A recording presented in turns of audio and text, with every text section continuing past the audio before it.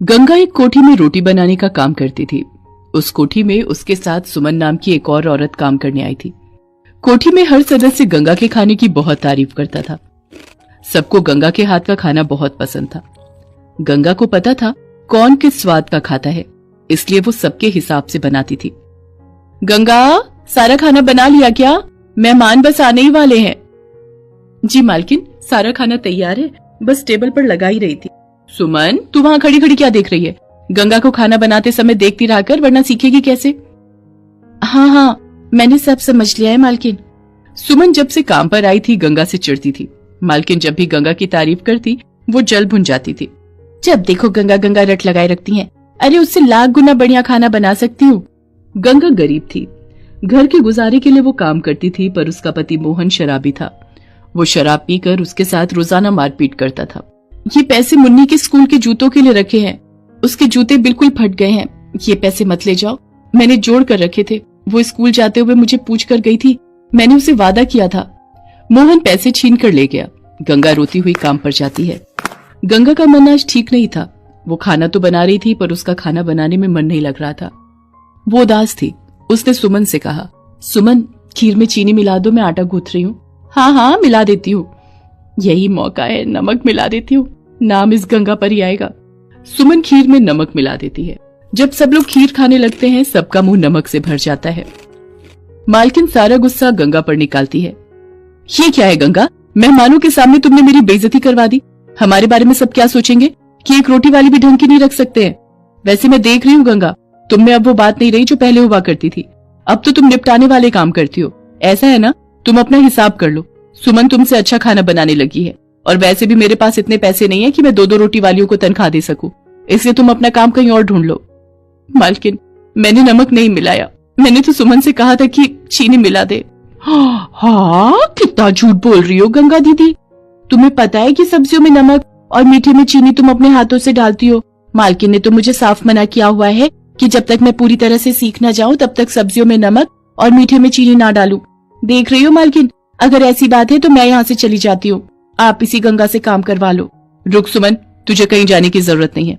गंगा, ये इस महीने के बचे हुए पैसे लो और जाओ। सुमन ने चालाकी से गंगा को नौकरी से निकलवा दिया। गंगा रोती हुई घर पहुंचती है। वो देखती है कि मोहन बेहोश जमीन पर गिरा हुआ है और मुन्नी बापू बापू कहकर रो रही है।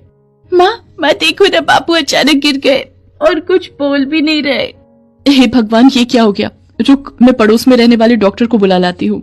गंगा पड़ोस के क्लिनिक पर बैठे हुए डॉक्टर को लेकर आती है। उस डॉक्टर की सलाह पर मोहन को एम्बुलेंस में हॉस्पिटल ले जाते हैं। मोहन को शराब पीने से लीवर में इन्फेक्शन हो गया था। गंगा के पास जो भी पैसे थे वो सारे अपने पति के इलाज में लगा दिए। मोहन भी बहुत शर्मिंदा था। उसे जब पता चला कि गंगा की नौकरी छूट गई है तो वो बहुत दुखी हुआ। छुट्टी मिलने के बाद मोहन को घर पर आराम करना था, पर गंगा को घर के खर्चों के लिए पैसों की जरूरत थी। लेकिन उसे कुछ समझ नहीं आ रहा था कि क्या करे। कहीं भी रोटी बनाने का काम नहीं मिल रहा था। इतनी जगह बात कर ली, पर कहीं भी रोटी बनाने का काम नहीं मिल रहा। कैसे गुजारा चलेगा, कुछ समझ नहीं आ रहा। माँ, मुझे भूख लगी है, मुझे मैगी खानी है। अरे, आज तुझे मैगी कहाँ से याद आ गई? मेरी सहेली पिंकी ने भी मैगी खाई है, मुझे भी मैगी खानी है। अच्छा ठीक है, ये ले पैसे और खरीद ला, मैं बना दूंगी। मुन्नी मैगी का पैकेट खरीद लाती है। गंगा मुन्नी के लिए मैगी बना रही थी। माँ, आपको पता है इसमें सब्जियां, पनीर और पता नहीं क्या क्या डालकर पिंकी मैगी बनवाती है। ठीक है, मैं तुझे सब्जियां डालकर फिर किसी दिन बना दूंगी। माँ, ये देखो मैगी के पैकेट पर क्या लिखा है? मैगी से कोई नई खाने की चीज बनाओ और 10,000 रुपए का इनाम पाओ। माँ, तुम भी इस प्रतियोगिता में भाग लो। क्या, दिखा तो जरा। गंगा को बढ़िया बढ़िया खाना बनाना आता था। वो इस प्रतियोगिता को जीतना चाहती थी। गंगा मैगी के पकौड़े बनाती है। मुन्नी को पकौड़े बहुत स्वादिष्ट लगते हैं। सुनो जी, अभी आपको तला हुआ डॉक्टर ने मना किया है। आप एक टुकड़ा ही खा सकते हो। आपकी तबीयत ठीक हो जाएगी तो आप भी ये पकौड़े खा लेना। माँ देखना, आप ये प्रतियोगिता जरूर जीतोगे। गंगा उस जगह पर पहुंचती है जहाँ पर मैगी से बनी चीजों की प्रतियोगिता का कार्यक्रम चल रहा था। सबने गंगा के बनाए मैगी के पकौड़ों की बहुत तारीफ की और गंगा 10,000 रुपए का इनाम जीत गई। गंगा ने उन पैसों से मैगी के पकौड़ों का ठेला लगा लिया। उसे एक रोजगार मिल गया था। उसके ठेले पर काफी भीड़ लगी रहती थी। लोगों को मैगी के पकौड़े बहुत पसंद आते थे। धीरे धीरे गंगा का मैगी के पकौड़े का ठेला चल पड़ा। मोहन की तबीयत में भी सुधार हो गया था। उसने शराब पीना बिल्कुल छोड़ दिया। अब वो भी ठेले पर गंगा के साथ उसकी मदद करता था। एक दिन गंगा के ठेले पर उसकी मालकिन, जिसके घर वो रोटी बनाने का काम करती थी, वो आई। मैं तो तुम्हें दोबारा काम पर बुलाने आई थी, पर आज तुम्हारी मेहनत और तरक्की देखकर मैं बहुत खुश हूँ। गंगा, मुझे माफ कर दो। सुमन बहुत गलत निकली। मेरे घर से बहुत सारा कैश और जेवर चुराकर वो भाग गई थी।